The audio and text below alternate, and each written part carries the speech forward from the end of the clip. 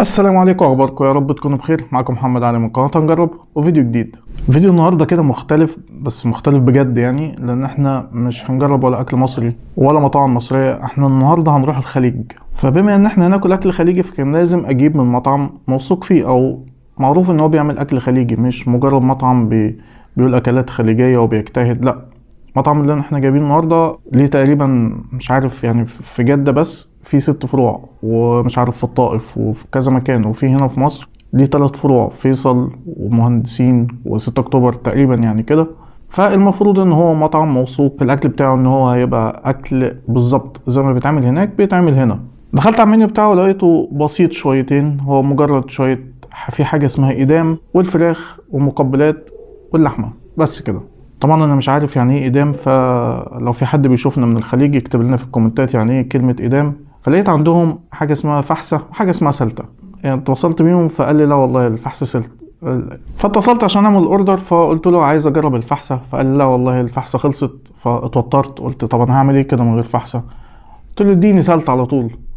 فهو الحمد لله لقينا في سلتة، لان كان قايل ان مفيش سلتة بس هشوف لك. المهم جبنا السلتة، ومن الفراخ جبنا نوع، ومن اللحمة جبنا نوع، وجبنا كنافة نحل بيها. فتعالوا نشوف كده المطعم اللي معانا اللي هو اسمه مطعم ريدان. فقبل ما نبدأ الفيديو كده اللايك الجميل، واللي مش مشترك في القناة يشترك، خلونا نكبر ان شاء الله. وخلاص هانت على 1000 مشترك، فما تبخلوش عننا بالدعم. ويلا نبدأ ونشوف ايه اللي جالنا. ده الاوردر بتاعنا في الكيسين دول. ده طبعا الكنافة فهنخليها على جنب دلوقتي. ده الكيس اللي جالنا فيه الاوردر اللي هنجربه. فتعال نشوف ايه اللي جالنا. ادي اول طبق. ده المفرش اللي هو تفرش كده وتديها. معتقدش ان احنا نستخدمه يعني. شوية اكياس اللي هي مناديل ومعلقة وشوكة. لا، مناديل ومعلقة بس. وصوص. وده طبق. وادي الطبق التاني. عايز اقول لكم ان روايح بهدلاني وانا جعان. فتعال نبدأ حاجة حاجة كده ونشوف مع بعض. وتعال نبدأ بالسلتة. طبعا انا ما عنديش اي فكرة يعني ايه سلتة، بس يعني صورتها في المنيو كانت عاملة زي ما تكون زي شوربة كده، هنشوف. والله ريحتها كده مدية على حاجة مصري، بس انا مش لسه دماغي مش جايبة او الذاكرة عندي مش جايبة ايه الريحة دي. خلينا نفتح ونشوف. لا، الموضوع مختلف خالص عن الصورة.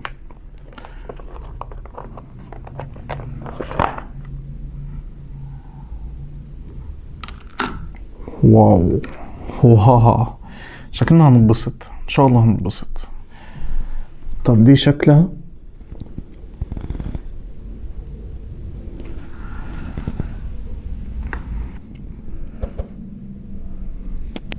ريحتها مدية على فراخ، وزي ما يكون في صوص كده وقطع جزر وقطع فلفل اخضر. تعالوا نجرب. طيب هي خامة المعلقة خامة محترمة بصراحة. تعالوا نجرب نشوف.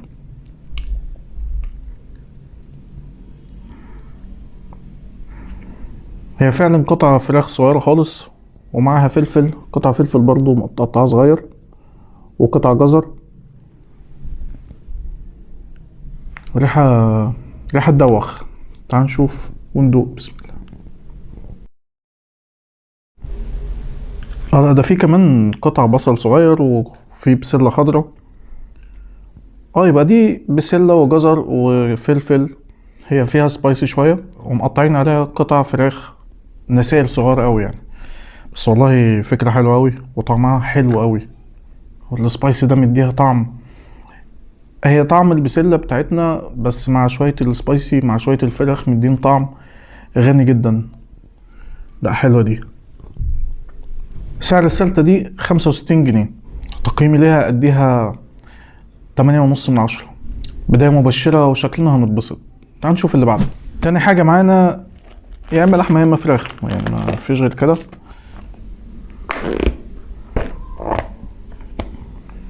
دي نص فرخة برياني بالرز بتاعها بالحبشتكنات بتاعتها. سعرها عامل 105 جنيه. بصوا صباع القرفة ده، بصوا الشكل اصلا يعني. طب تعال ندوق. شوف الرز الاول.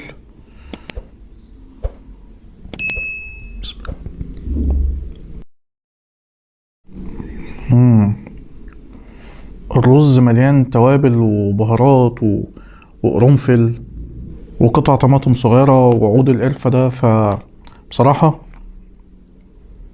الرز طعمه غني جدا. تعالوا نشوف الفراخ.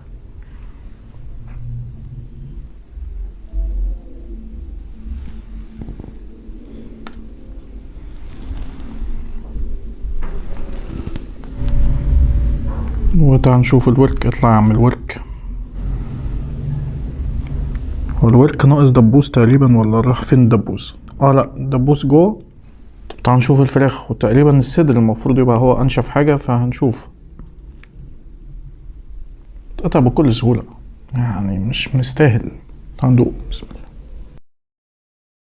هي الفرخة شاربة من توابل الرز، لأن اللي أنا أفهمه إن البرياني ده الفراخ مع الرز بيطبخوا مع بعض، فبيشربوا إيه من نكهة بعض.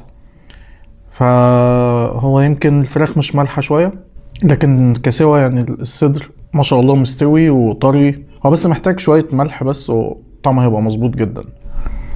والصلصة اللي جاية معاه دي المفروض إن هي يعني زي الهريسة كده شوية، تبقى طماطم كده مهروسة أو حاجة زي كده، او معموله في الخلاط ومعاها فلفل تقريبا من جوه.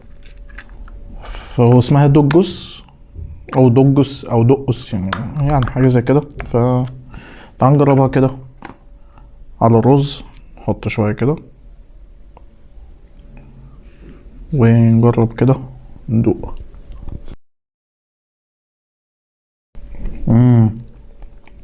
واو، سبايسي سنه بسيطه كده، مش سبايسي قوي. فيها زي طعم خل او توم. لا عالميه. قلتلكوا هنبسط. تقييمي للطبق الدجاج البرياني ده اديله 9/10. حلو قوي. طب تعالوا نروح للحاجة الأخيرة معانا في الأطباق الرئيسية، وهي نفر لحم مندي. سعر الطبق ده أو سعر النفر اللحم ده 200 جنيه. أنا كنت شفت عندهم لحمة مدفونة بس للأسف ما كانتش موجودة برضو متاحة. فأنا سألته طب إيه ترشح لي إيه؟ قال لي المندي ده لسه طالع وطازة فهيعجبك، فتعال نشوف.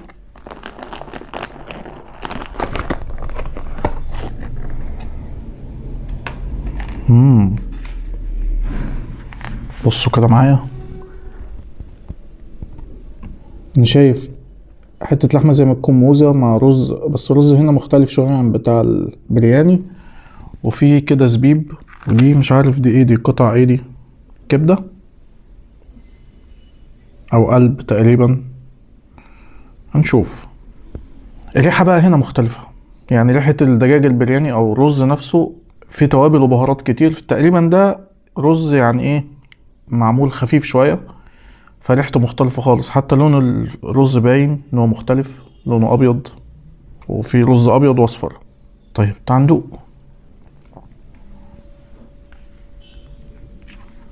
ما شاء الله كمية الرز محترمة يعني، سواء هنا او في البرياني. وزي ما انتم شايفين رز تحسوه سادة خالص، ابيض في اصفر، ما فيش اي الوان تاني. تعال ندوق. بسم الله. هو رز سادة خالص، ما فيهوش اي بهارات فعلا.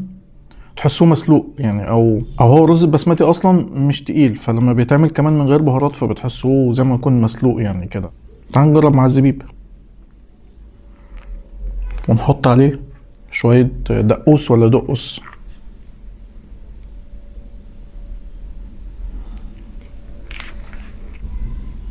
ناخد معلقة كده فيها كل حاجة وندوق. يعني مش احسن حاجة، مش زي اللي فات طبعا، مش متبهر. حتة الزبيب مع الدجوز دي مش عارف هل هي بتنفع فعلا ولا انا بألف. وزي ما قلت لكم، لو في حد من الخليج يعني ايه، خليكم معانا الفيديو ده، سندونا شوية بدل ما احنا يمكن بنعك ولا حاجة. هل فعلا الطريقة دي صح الاكل الرز ده تحديدا، ولا بيتاكل ازاي؟ يعني اكتبوا لي في الكومنتات برضو. تعال نشوف اللحمة بقى. اوه دي صعبة خالص. انا عايز اوريكم، بصوا، من غير اي مجهود، فعلا طازة زي ما قال الراجل. تعال ندوق. بسم الله.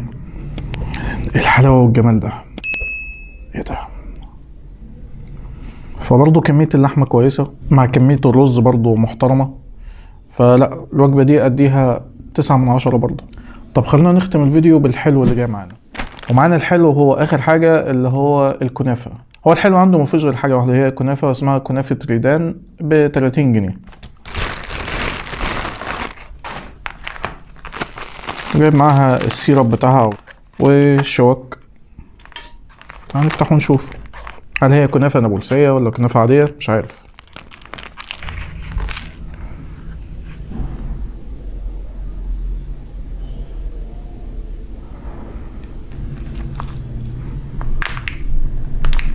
عنده نشوف الطعم ايه. بسم الله. لا دي ما اعتقدش ان هي كنافه نابلسيه، ان انا مش حاسس غير بطعم الكنافه بس، يعني حتى الحشو مش حاسس بطعمه. يعني دي اقل حاجه جت النهارده. فخليني كده انضف الدنيا والخص لكم الفيديو. طيب تجربه النهارده كانت مختلفه تماما، ويعني 180 درجه عن كل الفيديوهات اللي عملتها قبل كده.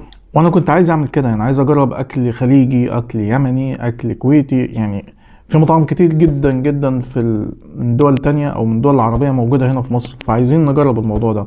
فاللي يعرف اي مطعم بيعمل اكل شبه كده، خليجي او كويتي او اماراتي او ايا كان، يكتب لي في الكومنتات ونجربه. بالنسبه لمطعم النهارده، مطعم بصراحه تحفه، يعني ما جلاش في اي حاجه بصراحه، من اول السلته اللي انا كنت اول مره ادوقها، بس يعني انا حاسس ان هي حلوه او حاسس ان هي معموله صح. والفراخ البرياني معموله كويس جدا، البهارات قويه فيها، والفراخ نفسها مستويه كويس، والرز بهاراته حلوه، واللحمه مستويه حلوه قوي زي ما انتم شفتوا كده، دايبه وسايبه. يمكن الرز بس هو اقل حاجه فيهم، او اللي هو رز المندي، يعني ما اعرفش هل هو فعلا كده ده الاصل اللي بيتعمل معاه ولا هم اللي عاملين ده من عندهم. وبالنسبه للكنافه يعتبر اقل حاجه. بس كده، ده كان فيديو النهارده. لو عجبكم ما تنسوش اللايك وتشتركوا في القناه وتفعلوا زر الجرس عشان يوصلكوا كل الفيديوهات اللي جايه. وهتلاقي في صندوق الوصف صفحه الفيسبوك، ممكن تعمل له متابعه، وهتلاقي اكونت الانستجرام ممكن برضو تعمل له متابعه عليه. ما تنسوش اللي عنده اي مطعم حابين نجربه يكتب لي في الكومنتات. وشكرا لكم، سلام.